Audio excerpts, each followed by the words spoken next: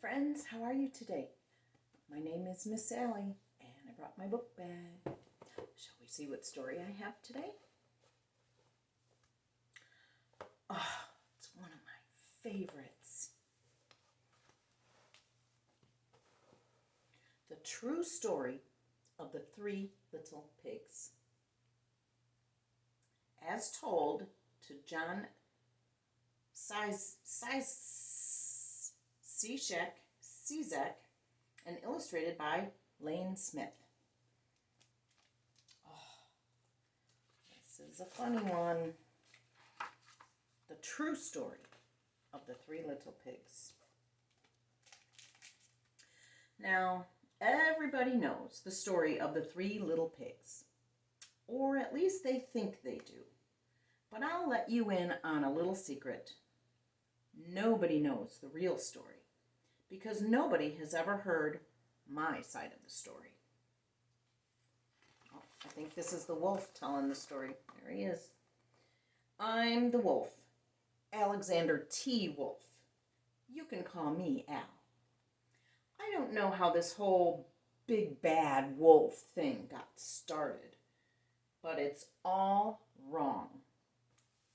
Maybe it's because of our diet. Hey, it's not my fault wolves eat cute little animals like bunnies and sheep and pigs. That's just the way we are. If cheeseburgers were cute, folks would probably think that you were big and bad too.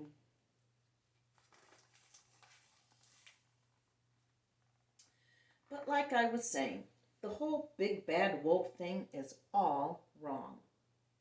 The real story is about a sneeze and a cup of sugar. This is the real story. Okay, are you ready for the real story?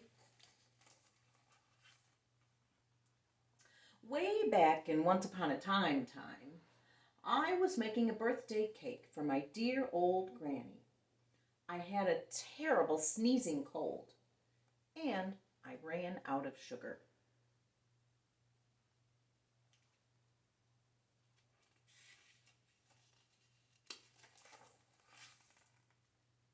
So I walked down the street to ask my neighbor for a cup of sugar.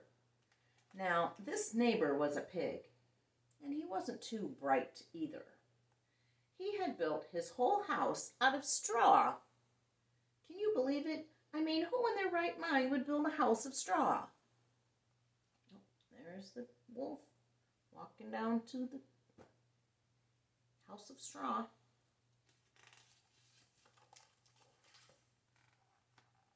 So, of course, the minute I knocked on the door, it fell right in. I didn't want to just walk into someone's house. So I called, little pig, are you in? No answer. I was just about to go home without my cup of sugar for my dear old granny's birthday cake. That's when my nose started to itch. I felt a sneeze coming on. Well, I huffed and I snuffed. And I sneezed a great sneeze. Wah-choo! Oh. You see that? I think that pig was in there. And you know what? That whole darn straw house fell down. And right in the middle of the pile of straw was the first little pig, dead as a doornail. He had been home the whole time. Seemed like a shame to leave a perfectly good ham dinner lying there in the straw, so I ate it up. Think of it as a big cheeseburger just lying there.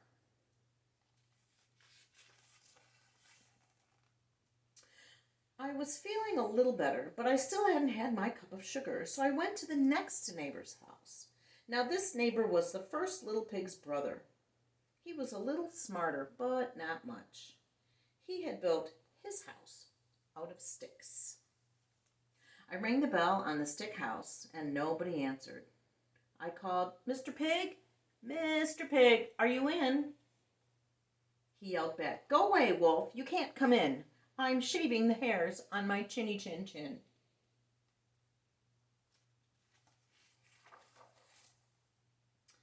Well, I had just grabbed the doorknob when I felt another sneeze coming on. I huffed and I snuffed and I tried to cover my mouth, but I sneezed a great sneeze. Ready? Wachoo!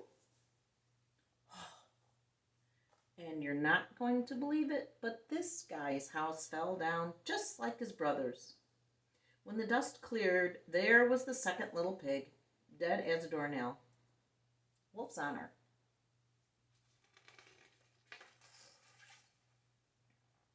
Now, you know food will spoil if you just leave it out in the open. So I did the only thing there was to do. I had dinner again. Think of it as a second helping. I was getting awfully full, but my cold was feeling a little better, and I still didn't have that cup of sugar for my dear old granny's birthday cake. So I went to the next house. This guy was the first and second pig's brother. He must have been the brains of the family because he had built his house out of bricks. I knocked on the brick house. No answer. I called, "Mr. Pig? Mr. Pig, are you in?" Do you know what that rude little porker answered?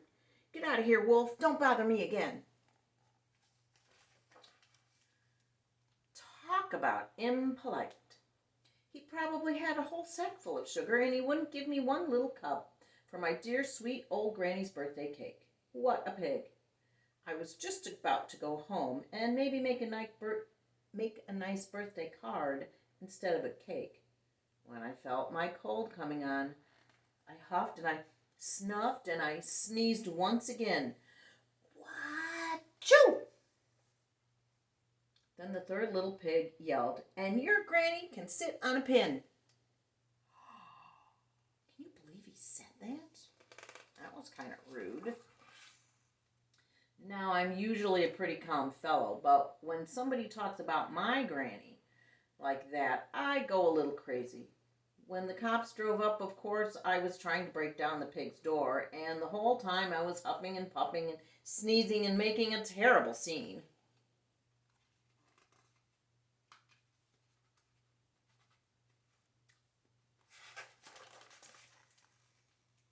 The rest, as they say, is history. The news reporters found out about the two pigs I had for dinner, and they figured a sick guy going to borrow a cup of sugar didn't sound very exciting. So they jazzed up the story with all that huff and puff and blow your house down, and they made me the big bad wolf. That's it. Real story. I was framed. But maybe you could loan me a cup of sugar. That silly wolf. Oh boy. That's what happens when you eat the pigs. I hope you enjoyed my silly story today. I sure had fun reading it to you. I'll see you next time. Bye.